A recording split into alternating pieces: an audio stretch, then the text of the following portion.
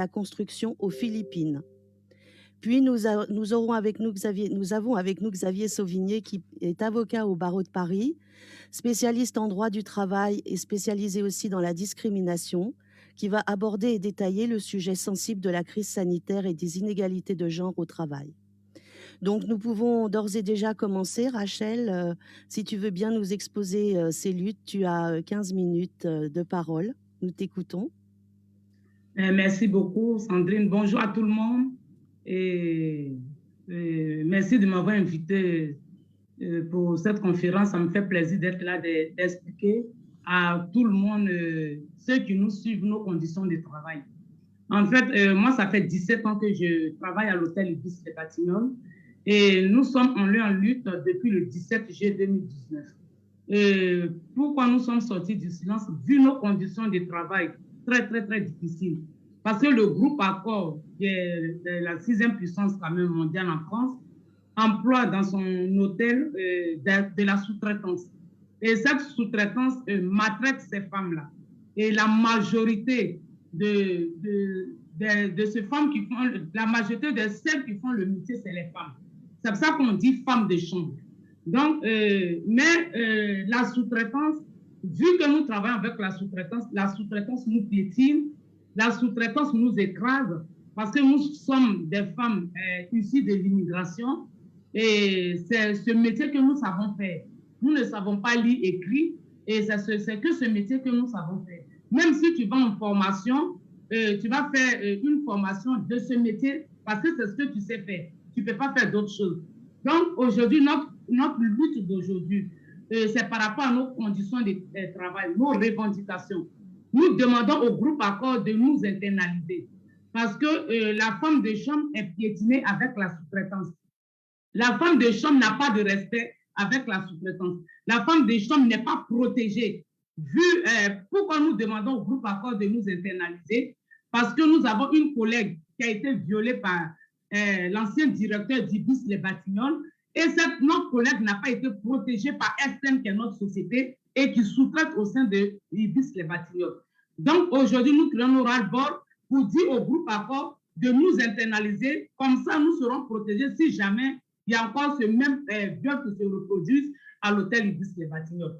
Donc, nous demandons aussi au groupe Accor de nous donner le 13e mois, parce que nous ne mangeons pas. En temps de canicule, nous n'avons pas droit à une bouteille d'eau, nous n'avons pas droit à la nourriture.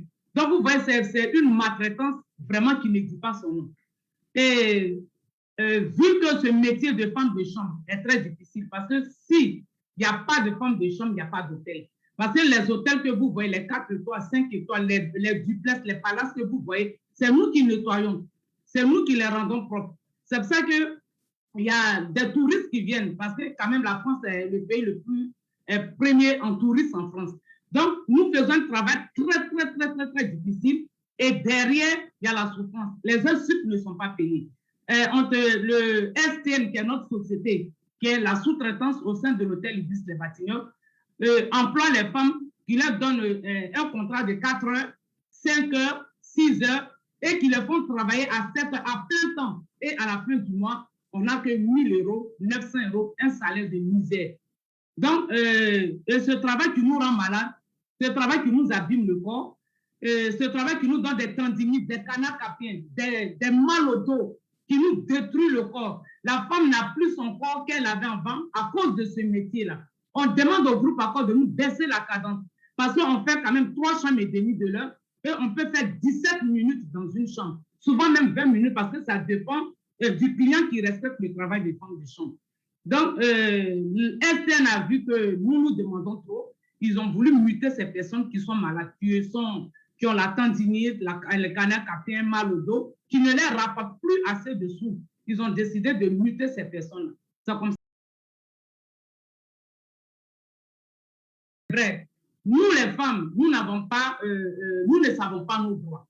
Mais il faut aller vers ces syndicalistes pour nous mettre sur le droit chemin, pour nous montrer nos droits, pour pouvoir lutter. Parce que sans syndicalistes, on ne peut pas avoir nos droits. Parce qu'on ne connaît pas. C'est-à-dire, on ne sait pas lire les fiches de paie, on ne connaît pas nos droits. Pourtant, nous avons nos droits en France. Pourtant, nous avons nos droits en France.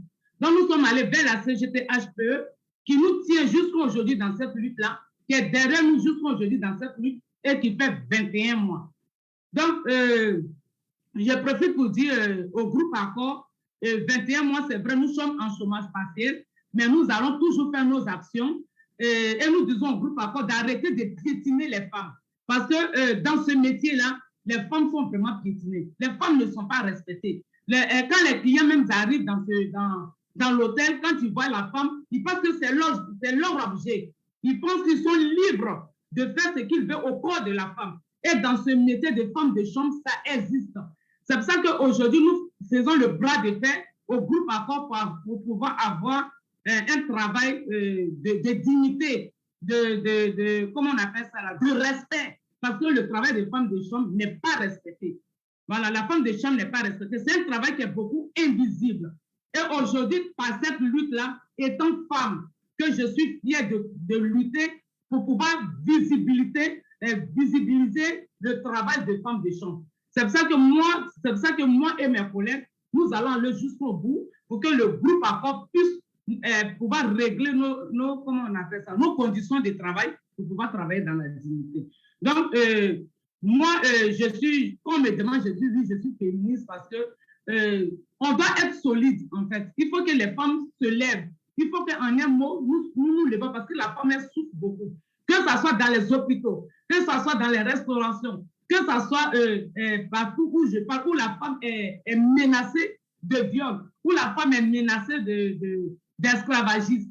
Voilà, c'est pas normal que nous, les femmes, nous subissons ce travail-là, ce travail de misère. C'est pas normal, on ne mérite pas ça.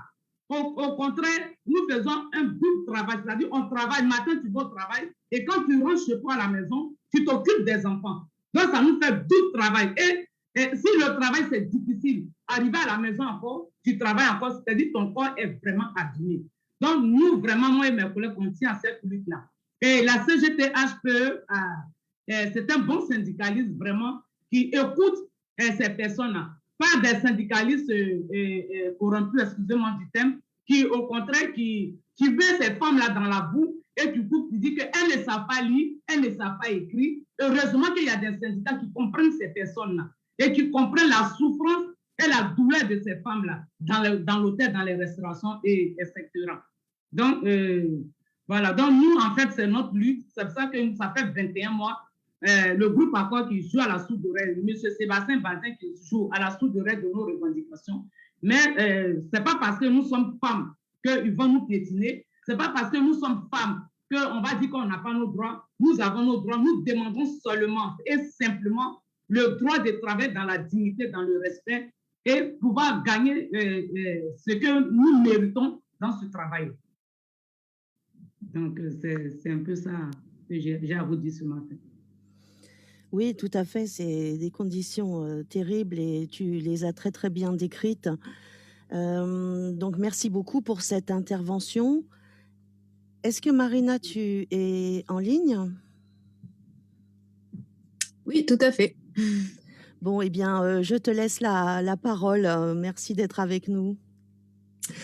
Merci beaucoup, Sandrine. Merci beaucoup pour l'invitation pour cette conférence très intéressante sur les luttes féministes au cœur de l'écosocialisme. En effet, c'est un combat important que celui du féminisme. C'est important parce qu'il dénonce la domination et l'oppression patriarcale, mais c'est aussi un combat émancipateur, pas seulement pour les femmes, mais pour l'entièreté de la société. Donc, c'est très intéressant qu'on ait ce matin cette possibilité justement d'en discuter ensemble, de porter un certain nombre de luttes que nous allons exposer. Alors pour ma part, je menais depuis plusieurs années des luttes féministes par le prisme du mouvement syndical mondial dans l'un des secteurs professionnels les moins féminisés, le secteur de la construction, parce que comme vous vous imaginez, dans le secteur de la construction, les femmes ne sont pas beaucoup représentées. Et pourtant, c'est un secteur extrêmement important pour l'avenir, pour notre société. Juste pour vous donner un petit peu quelques chiffres, justement, de la part des femmes dans ce secteur de la construction.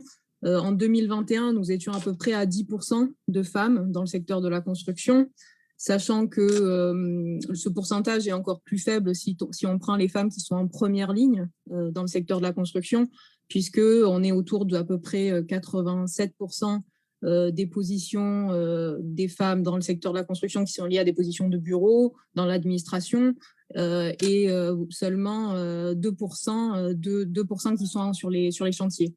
Donc effectivement, un secteur qui peine à se féminiser. Et pour cela, il y a différentes en fait, difficultés. Par exemple, l'obstacle intrinsèque, c'est-à-dire que les femmes se considèrent elles-mêmes comme non des travailleuses de la construction. Elles n'ont pas forcément des opportunités dans ce secteur. Il y a cette idée qu'elles ne seraient pas en mesure de faire ce travail. Et il y a un marché du travail aussi qui est évidemment lié au patriarcat, qui dit que le travail effectué par une femme est considéré comme peut-être moins professionnel par les entreprises, par les clients. Il y a aussi des obstacles liés aux propres collègues, les collègues sur les chantiers notamment, qui n'acceptent pas la présence féminine. Et aussi un certain nombre de problèmes liés à l'accessibilité, notamment des formations liées au métier de la construction. Donc les luttes sont nombreuses justement dans ce secteur. Et ce qu'on m'a demandé aujourd'hui, c'est de parler d'une lutte en particulier. Il y en a beaucoup, mais bon, une lutte internationale, puisque ces luttes féministes sont de fait internationales. C'est celle notamment d'un combat que j'ai suivi de près, celui de femmes aux Philippines, donc en Asie, qui voulaient devenir peintres en bâtiment. Et bon, alors là encore, un petit peu de contexte aussi, de quel pays on parle. Les Philippines, c'est une société patriarcale qui est régie par des règles de l'Église catholique. Pour vous donner un ordre d'idée, le divorce est interdit aux Philippines, l'avortement illégal, la contraception limitée, les violences sexuelles sont extrêmement fréquentes, et notamment sur le lieu de travail, mais c'est extrêmement difficile de pouvoir amener un agresseur devant les tribunaux. Donc, un contexte très particulier aux Philippines et qui s'est aggravé notoirement depuis la présidence de Duterte, donc le président Duterte qui a été élu en 2016 et qui, lors de ses premières interventions, a dit que les femmes sont toutes folles, clairement, hein, littéralement, il a tenu ces propos-là. Qu'elles ne sont pas prêtes à prendre des responsabilités en politique, qu'il a même mentionné la dernière... récemment, il a encore fait une sortie totalement hallucinante dans laquelle il a dit aux soldats qu'il fallait tuer les femmes rebelles communistes par une balle dans le vagin. Donc, autant vous dire que le décor est planté avec ce président qui a, depuis qu'il est au pouvoir, sous sa responsabilité, 40 000 meurtres extrajudiciaires, dont beaucoup de femmes, notamment des journalistes, mais aussi des militantes syndicales. Donc, une situation extrêmement précaire pour les femmes. Et donc, les combats féministes aux Philippines sont très difficiles à mener. Et dans tout ça, bon, du coup, c'est pour ça que je pourrais vous parler de beaucoup de combats sur place. Mais là, on m'a demandé de me focaliser justement sur la question du secteur de la construction. Donc, ces femmes ont voulu justement rentrer dans ce secteur et notamment être peintres en bâtiment. Et c'est parti d'une petite communauté donc près de la capitale, près de Manille, dans lequel, pendant plusieurs mois, elles ont essayé de faire comprendre aux hommes qu'elles voulaient travailler, qu'elles avaient les compétences pour être peintres en bâtiment. Mais comme vous le voyez, la société est telle qu'elle est dans ce pays. Et donc, les hommes leur ont toujours refusé de pouvoir rentrer dans ce secteur d'activité. Alors, elles se sont mobilisées, elles ont commencé à se réunir, alors chez les unes, chez les autres, prétextant justement d'aller pour des tâches domestiques. Et en fait, elles discutaient, elles s'organisaient, elles ont commencé à créer des petites structures dans lesquelles elles se disaient comment on va construire nos revendications, comment on va porter notre voix et comment on va devenir justement ce qui est notre objectif, c'est rentrer dans un secteur dans lequel, effectivement, en plus, il y a de l'emploi dans ce secteur-là aux Philippines. Donc, ça a pris plusieurs mois de discussion. Vous savez un peu le processus en fait de comment on s'auto-organise pour arriver à porter nos revendications. Et un jour, elles ont fait une action coup de poing, c'est-à-dire que dans leur communauté, donc je ne sais plus exactement combien ils étaient, mais donc c'est une petite communauté, mais elles ont décidé en fait pendant la nuit de repeindre l'entièreté de la communauté. Donc elles se sont organisées, pendant la nuit, elles ont peint les petites maisons donc, qui qui étaient dans la communauté. Et donc, le matin, quand, quand tout le monde s'est réveillé, tout était peint. Et donc, elles ont dit, vous voyez, vous pensez qu'on n'est pas capable de peindre les maisons. C'est ce que nous avons fait pendant la nuit. Et donc, cette action, évidemment, n'est pas passée inaperçue. Et elles ont gagné, en fait, une certaine forme de respect auprès des hommes dans leur communauté. Qui leur ont permis, alors pour certaines, hein, pas tous, mais de rentrer justement et de devenir peintre en bâtiment, donc de pouvoir postuler sur ces fonctions-là dans le secteur de la construction. Donc je trouve que c'est une action incroyable qui a été faite et coordonnée pendant des mois. Mais évidemment, ça ne s'arrête pas là parce que donc, plusieurs d'entre elles sont rentrées dans le secteur. Mais quand on est rentré dans un secteur, ça ne fait pas tout, c'est-à-dire qu'on rentre dans des entreprises. Dans les entreprises, on est confronté aux mêmes difficultés.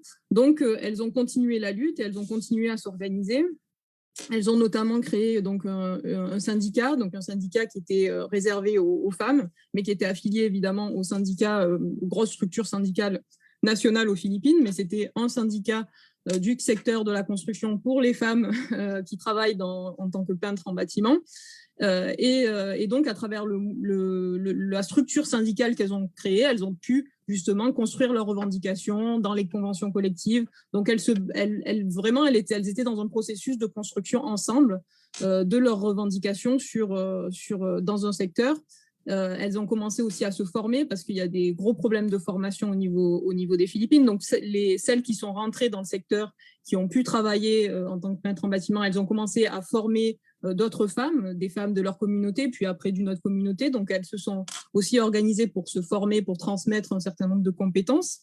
Et après, elles ont élargi, c'est-à-dire qu'elles sont passées on nous a dit qu'on ne pouvait pas travailler en tant que peintre en bâtiment et on le fait. Demain, on va être aussi électricienne, on va être aussi conducteur sur les chantiers. Donc, elles ont commencé à diversifier aussi tous les métiers qui sont aujourd'hui, qui relèvent du secteur de la construction, dans lequel elles ne sont pas vraiment les bienvenues. Et par le passage en force, par le rapport de force, elles sont petit à petit rentrées dans ces secteurs-là, tout en continuant à s'organiser à travers le syndicat. Donc, moi, j'ai trouvé que c'était vraiment une lutte exemplaire. Concrètement, là, je sais que la dernière revendication, parce qu'elles m'en ont fait part, moi, je suis allée les voir sur place, justement. C'était vraiment incroyable de voir leur mobilisation et tout ce qu'elles ont réussi à faire dans un contexte qui est très, très, très difficile pour les femmes dans ce pays. Mais pas que, hein, évidemment, mais là, on parle de ce cas spécifique. Et c'est vrai que donc du coup là, le combat qu'elle mène, c'est fournir des installations séparées pour les femmes, parce que concrètement, quand elles arrivent pour se changer, pour se doucher après une journée de travail sur les chantiers, que ce soit aussi aux Philippines, effectivement, la difficulté de rentrer chez soi le soir. Donc, des fois, il faut dormir sur le chantier. Donc, il y a des dortoirs et les dortoirs ne sont pas séparés. Donc, là, elles sont en train de mener des combats aussi vis-à-vis des employeurs, vis-à-vis de l'État, pour qu'il y ait un certain nombre de dispositifs soient pris pour qu'il y ait des installations qui soient réservées aux femmes sur les chantiers et dans toutes les différentes structures du secteur.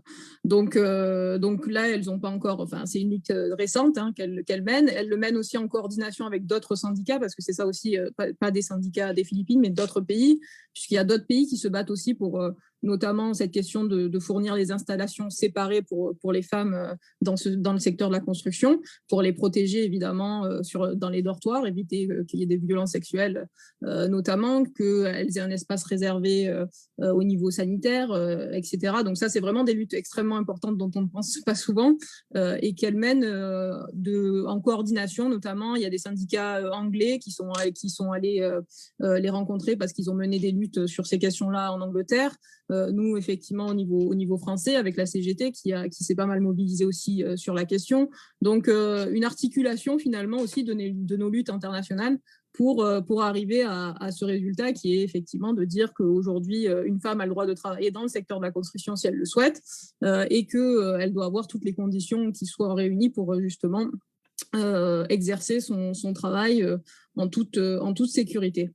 Donc voilà, ça c'est un petit peu un des grands combats menés par les organisations syndicales aux Philippines. Je ne sais pas s'il faut aller plus en détail. Sandrine, tu me diras, mais voilà, c'était pour vous exposer concrètement comment on part d'un secteur qui est extrêmement peu féminisé à une revendication collective, à une auto-organisation, à des actions et à aujourd'hui un certain nombre de victoires, parce qu'il y a eu des victoires, elles ne sont pas toutes, il y en a encore à mener, mais il y a eu des victoires significatives. Et ce qui est intéressant aussi, et là je conclurai sur ce point, mais ce qui est intéressant aussi dans ce secteur-là, et donc là je pars un peu des Philippines, mais de manière générale, notamment si on revient sur le secteur français, c'est que quand vous exposez justement dans le manifeste la question du féminisme, on parlait aussi des femmes donc, qui sont en première ligne sur d'autres, donc du combat social, mais aussi sur le combat écologique. Et quelque chose d'intéressant qui est en train de se passer au niveau français notamment, c'est que les femmes qui sont très peu présentes dans ce secteur-là aussi en France sont de plus en plus présentes, notamment dans le secteur de l'éco-construction.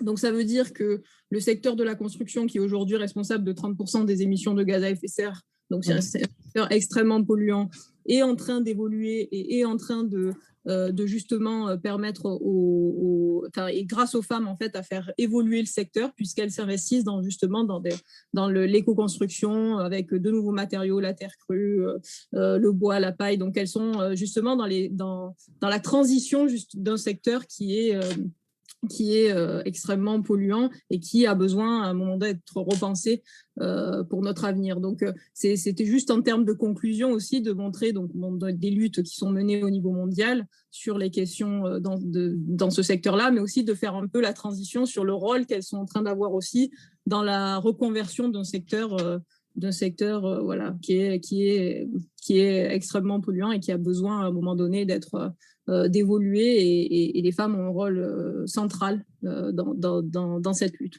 Voilà, je ne sais pas si ça n'a pas été trop long, tu me diras Sandrine, mais en tout cas, je vous remercie. Non, ça a été parfait.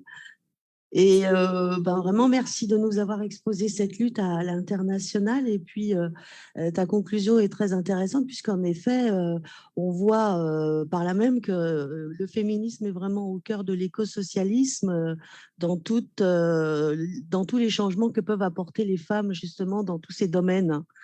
Donc, c'est parfait. Merci beaucoup, Marina. Merci beaucoup à toi et à vous tous pour l'invitation. Mais je t'en prie, c'est avec plaisir. Alors maintenant, Xavier, si tu veux bien nous parler de la crise sanitaire et des discriminations faites aux femmes, nous t'écoutons. Merci Sandrine. Toi qui t'appelles Lola Rodriguez désormais. Oui, parce que nous avons eu un petit souci, donc voilà, j'ai changé de place. Ok. Merci beaucoup de votre invitation et de me donner la parole après Rachel et Marina qui ont exposé des luttes féministes et qui montrent qu'il y a une cohérence et disons une homogénéité non seulement de l'impact, du système patriarcal dans l'emploi, que ce soit en France ou à l'étranger, et aussi la nécessité d'une réponse qui passe, par exemple, par le syndicalisme. Et je trouve ça intéressant de voir qu'il y a, de ce point de vue, une forme d'identité. Et j'espère que Rachel aura, dans son combat avec ses collègues, les mêmes résultats que ceux que Marina a décrits, ce qui s'est passé aux Philippines, qui est un combat sans cesse renouvelé, de ce que je comprends, et c'est extrêmement intéressant. Donc moi, tu en as dit un mot, Sandrine. Je me suis intéressé en tant qu'avocat et avocat spécialisé un petit peu sur les questions de discrimination au travail. Je me suis intéressé à l'impact de la crise sanitaire sur les conditions de travail des femmes. Et pour cela, j'ai notamment analysé, enfin en tout cas opéré une lecture un peu attentive d'un rapport du CESE, le Conseil économique, environnemental et social, qui est paru en mars 2021, donc il y a à peine un mois, qui s'appelle « Crise sanitaire et inégalité de genre ». Je vous recommande sa lecture. C'est un peu gros, ça fait 100 pages, mais c'est très intéressant. Il y a plein de choses dedans. Il y a notamment des recommandations et des recommandations que peut-être on pourrait envisager d'intégrer, par exemple, à un programme présidentiel, si jamais il y en avait un qui se préparait en ce moment. J'en ai retenu deux choses à propos du monde du travail, notamment parce qu'il y a plein d'autres choses. Il y a l'impact sur la santé, sur la vie personnelle, etc. Mais ce qui m'a intéressé, moi, c'était dans le monde du travail. Et j'en retiens deux choses essentiellement. D'abord, l'impact de la crise sanitaire sur les inégalités de genre, donc l'aggravation des inégalités de genre. Et puis, un deuxième élément qui est intéressant, c'est la révélation que constitue cette crise, qui a révélé des inégalités structurelles et notamment a rendu visible la précarité du travail des femmes. Donc, premier élément sur l'impact, et l'impact principal qu'a eu la crise sanitaire, et notamment les mesures anti-Covid qui ont été prises en conséquence de la crise sanitaire pour y répondre, et notamment, le confinement et la fermeture des écoles au niveau du confinement 1 et 3, et puis la généralisation du télétravail sur les métiers qui le permettent, eh bien, a eu pour conséquence la porosité entre vie familiale et professionnelle, qui a eu un impact spécifique sur les femmes. Parce que, si vous voulez, le retour des enfants dans le foyer et le maintien des personnes dans le foyer a fait que, eh bien, les femmes se sont occupées de manière quasiment générale, dans l'immense majorité des cas, se sont occupées des enfants et donc ont réorienté leur énergie sur ce travail non salarié qui est la garde et l'éducation des enfants en l'absence de l'école. Et la prise en charge de ces enfants en confinement a principalement reposé sur les femmes, ce qui a eu trois conséquences majeures que je retire de ce document du CESE. C'est d'abord un décrochage sur le front de l'égalité professionnelle. C'est-à-dire que dès lors que vous réorientez votre énergie, votre activité vers ce travail non salarié, eh bien, vous n'êtes plus dans la compétition, si vous voulez, de l'entreprise. Et par exemple, on a observé qu'il y avait une diminution drastique du nombre, dans la communauté scientifique, du nombre d'articles et d'études de recherche qui étaient signés par les femmes depuis le premier confinement. C'est-à-dire qu'il y a eu une baisse d'activité des femmes en volume donc dans le secteur scientifique à cause du confinement et à cause du fait qu'elles ont dû, de manière complètement contrainte, du fait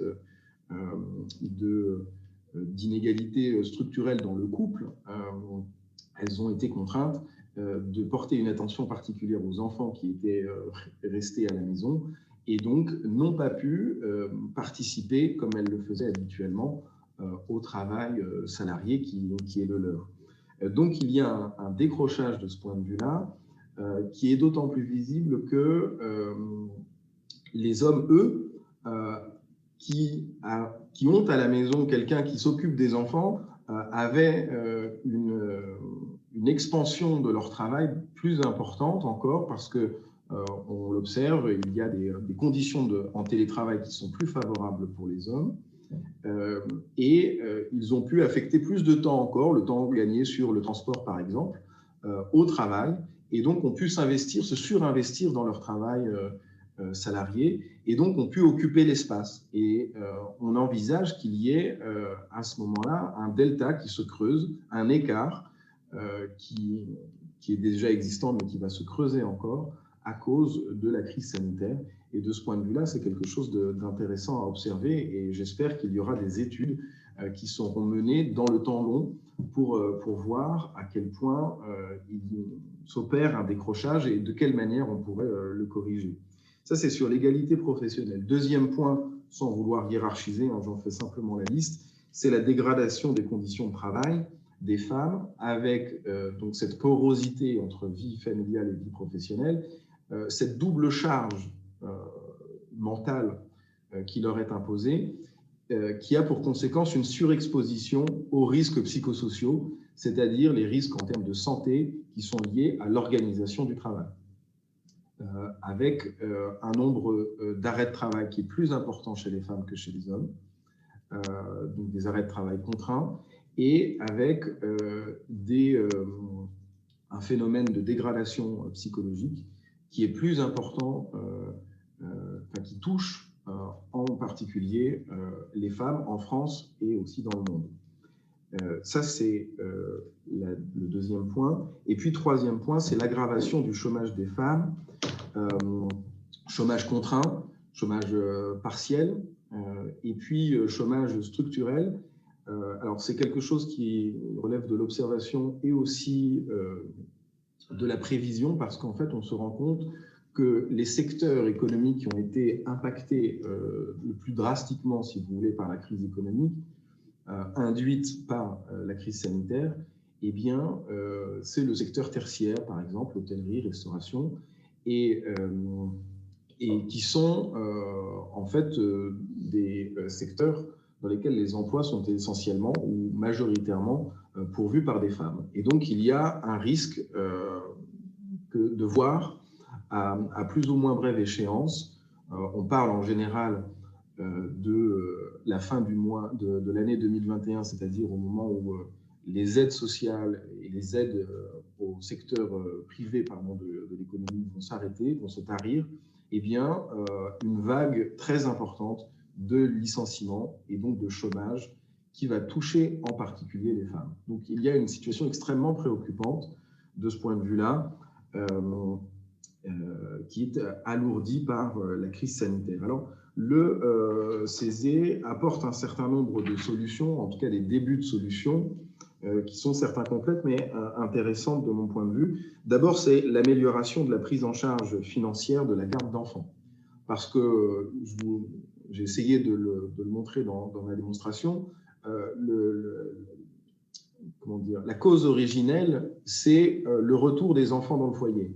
Et donc, dès lors que vous attribuez, vous permettez aux personnes, et notamment aux familles monoparentales, qui sont essentiellement des femmes, eh bien, de pouvoir faire garder leur enfant avec une enveloppe spécifique qui leur est accordée à ce titre, l'amélioration de l'accès à ces enveloppes-là, eh bien, permettrait de résorber cet écart, cette inégalité qui s'est creusée de ce fait-là. Donc, c'est prendre le mal, si vous voulez, à la racine, en permettant aux femmes de faire garder leurs enfants à l'extérieur, qui ne sont plus gardés par l'école, mais qui pourraient être gardés, par exemple, par un service public de la garde d'enfants qui soit généralisé et pas seulement privatisé comme il l'est aujourd'hui.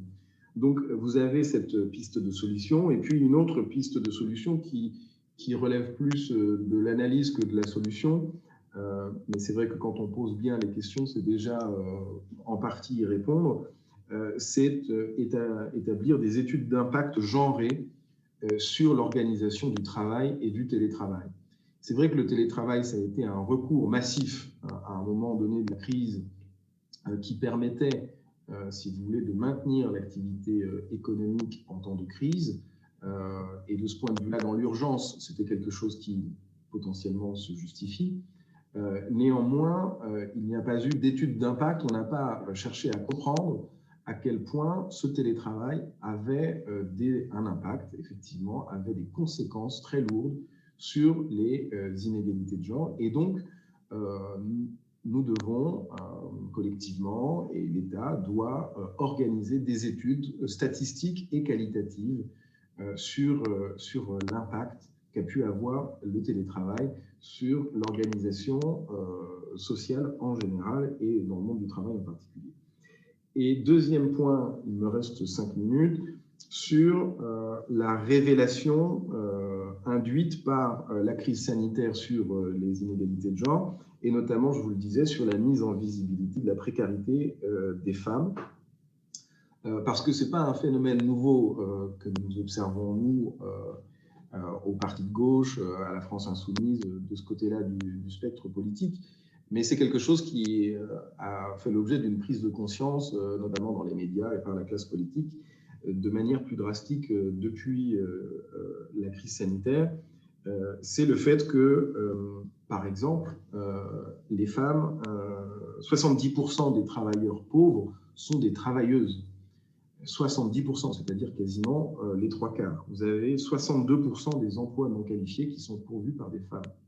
Vous avez 82% des temps partiels qui sont souvent contraints et qui sont occupés par des femmes. Donc vous avez une situation structurelle d'inégalité avec des emplois très bien payés qui sont détenus et gardés jalousement par les hommes, et au contraire des emplois sous-qualifiés, sous-payés, parce qu'en fait ils sont souvent très qualifiés, mais on dit qu'ils sont sous-qualifiés à tort, qui sont essentiellement pourvus par des femmes, avec en plus une surexposition de certaines catégories de femmes qui sont à l'intersection de plusieurs discriminations. Et je pense par exemple aux femmes immigrées ou aux femmes racisées qui sont victimes 2 fois de situations de précarité. Le CESE met en évidence aussi la problématique spécifique des femmes handicapées et puis des mères seules. Bon, je vous invite à lire les spécificités de ces femmes qui sont à l'intersection de plusieurs, disons, motifs discriminatoires et qui sont particulièrement victimes de précarisation de leur emploi. Et là où la révélation s'est faite au moment de la crise sanitaire, c'est qu'on s'est rendu compte du contraste entre l'utilité sociale de ces métiers, et des métiers qui sont en fait des métiers du front, qu'on a appelés les métiers du front sanitaire, et de leur valorisation, entre des emplois qui sont extrêmement utiles et qui sont en réalité très qualifiés, et qui au contraire sont sous-payés et sous-valorisés dans l'inconscient collectif. Parce que, en réalité, ces métiers du front, par exemple le personnel infirmier, les aides-soignants, les caissières, les agents d'entretien, sont à 90% des femmes. Et ces emplois sont extrêmement précaires, ou en tout cas ne sont pas valorisés au niveau qu'ils devraient être. Et il y a eu une prise de conscience assez intéressante, et ça peut être une des conséquences bénéfiques de la crise sanitaire, paradoxalement, c'est cette prise de conscience que ces femmes que l'on voit jour après jour, qui travaillent et que l'on ne voit pas, que beaucoup de gens ne voient pas, qui ne sont pas montrées par les médias, qui ne sont pas, à qui la classe politique ne parle pas, eh bien, sont pourtant des personnes qui sont absolument essentielles au fonctionnement de notre société. Elles sont sur les fonctions essentielles, sur des métiers qui ne sont pas télétravaillables, par exemple, et donc, et elles ont connu à ce titre-là la double peine. Rachel nous en parlait tout à l'heure, du fait qu'elles travaillent très dur dans leur emploi, et qu'ensuite, arrivées à la maison, eh bien, elles travaillent une deuxième fois très dur pour la famille, avec des conditions, avec une santé qui se dégrade à cause de ça. Le CESE apporte, là encore, un certain nombre de solutions qui sont intéressantes. Et puis moi, j'en ai une aussi de mon cru que je vais vous soumettre. La première solution qui est apportée par le CESE, c'est une solution qui n'est pas nouvelle, mais qui est réactualisée à ce titre. C'est la nécessaire revalorisation au niveau structurel de ces emplois, de la classification des emplois sur la base de la valeur du travail. C'est un concept qui est en réalité assez ancien, qui est défendu notamment par Rachel Silvera, qui est l'une des féministes les plus importantes qui s'intéresse au monde du travail, une universitaire, Rachel Silvera, qui se pose sans cesse la question de savoir si le travail est valorisé à sa juste valeur et de voir que peut-être le trading à haute fréquence a une valeur moindre que le travail d'une aide-soignante, par exemple, une utilité sociale moindre, et est pourtant valorisé à des coefficients peut-être 100 fois supérieurs à celui-là. Et ce qui pose un réel problème et ce qui pose une question de société plus globale, c'est de quelle manière on valorise les emplois. Et ce travail peut être fait au niveau des conventions collectives notamment. Alors, ça peut être avec l'intervention du législateur et ça peut être aussi par le dialogue social, je n'aime pas trop ce mot, mais en tout cas la confrontation sociale qui peut se faire au niveau de ces conventions collectives qui organisent dans chaque secteur de l'emploi des classifications de ces emplois avec l'attribution, si vous voulez, par type de poste d'un niveau de classification qui correspond en fait à un niveau de rémunération. Et vous prenez par exemple dans la convention collective de la banque, vous avez l'emploi d'analyste financier qui est très bien classé dans la convention collective. On considère qu'un analyste financier, c'est quelqu'un d'important, peut-être à tort, verrions-nous si on faisait une analyse de structure. Et puis au contraire, le poste de gestionnaire, de chargé de gestion, qui lui est bien moins qui est classé bien moins bien dans la convention collective et qui donne une rémunération moins intéressante. Et en fait, on se rend compte que les postes d'analystes financiers sont trustés par des hommes et au contraire, les postes de chargé de gestion sont essentiellement détenus par des femmes. Et on se rend compte que la classification qui est opérée par la convention collective induit une discrimination systémique, structurelle, à l'égard des femmes et à l'égard des emplois qui sont essentiellement accomplis par des femmes, par une sorte de discrimination indirecte. Ce n'est pas parce que ce sont des emplois de femmes qui sont moins bien interprétés, mais parce que ce sont des emplois particuliers dont on déconsidère la valeur, qu'ils sont moins bien traités, mais cela a pour conséquence, de manière indirecte, de faire porter sur les femmes eh bien une précarité plus importante. Et donc, il y a ce travail de réforme structurelle qui est important. Et puis, simplement, j'en termine là-dessus, quelque chose que je vois, moi, à titre plus personnel, mais que je vous livre, c'est la sous-dotation structurelle des conseils de prud'homme, parce que dès lors que vous voulez faire valoir vos droits, eh bien vous avez l'inspection du travail, qui elle-même est débordée en ce moment, qui est sous-dotée structurellement par les gouvernements successifs depuis au moins Sarkozy, même les gouvernements dits de gauche. Donc cette inspection du travail qui est incapable de répondre à toutes les sollicitations. Vous avez aussi un monde syndical qui malheureusement fait ce qu'il peut pour répondre aux sollicitations. Et puis l'ultime recours, c'est le recours judiciaire.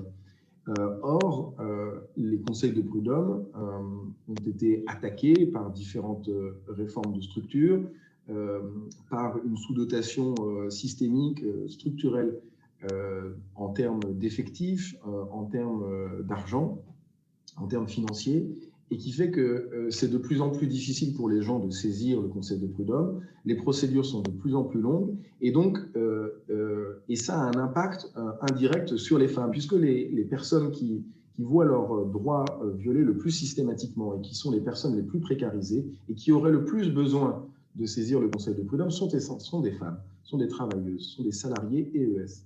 Et le fait de les empêcher, ou en tout cas d'organiser la déchéance du service public de la justice, eh bien, a un impact sur l'égalité de genre et vient creuser les inégalités. Et donc, un programme politique qui voudrait lutter efficacement contre la discrimination de genre et la discrimination à l'égard des femmes, eh bien, se ferait fort de redoter ce conseil de prud'homme des fonds dont il a besoin pour aller corriger des situations, corriger ces discriminations et indemniser correctement les travailleuses qui auraient été privées soit de leur emploi de manière abusive, soit de certains salaires de manière abusive, soit auraient été maintenues sur des CDD sur une longue distance, alors même qu'elles devraient avoir, puisqu'elles occupent un poste structurel, elles devraient avoir un CDI, etc. etc. Donc voilà, je milite aussi pour ma paroisse, c'est-à-dire les conseils de prud'homme qui malheureusement sont en déshérence aujourd'hui en France. J'en ai terminé. Merci beaucoup Xavier pour cet exposé très exhaustif de la situation des femmes qui ont, comme tu le dis si bien, double peine, voire peut-être même triple peine, et qui a rejoint l'exposé que nous a fait Rachel Keke à ce sujet. Merci à tous les trois. Merci Marina pour ton intervention à l'international. Et merci pour votre participation. Alors maintenant, pour celles et ceux qui nous suivent sur les réseaux sociaux, la prochaine conférence est à 14 h. Ce sera sur les liens entre l'eau et la biodiversité en France et au Chili. Pour les camarades du parti de gauche qui se sont inscrits pour prolonger le travail dans les ruches, les liens qui vous permettront de participer aux ruches vous ont été envoyés hier. Donc, les ruches commenceront dans à peu près une dizaine de minutes. Et avant de terminer, je vais passer la parole à Florence Poznanski qui a une annonce à nous faire. Merci beaucoup. Bonjour à toutes et tous. Alors avant que vous puissiez nous quitter, juste une petite altération logistique. C'est les joies du direct, mais ça fait partie de la réalité. On a eu un petit souci avec les liens Zoom et donc juste informer que les camarades qui sont inscrits pour la ruche féminisme ont reçu un nouveau lien par mail qui est un lien de connexion via Jitsi pour leur permettre de participer à la ruche plutôt que le lien Zoom. Donc, je répète, n'utilisez pas le lien Zoom que vous avez reçu il y a 3 jours si vous êtes inscrit à la ruche féminisme, mais utilisez le lien Jitsi que vous venez de recevoir par email depuis l'adresse copil@lepartidegauche. À tout de suite, merci beaucoup.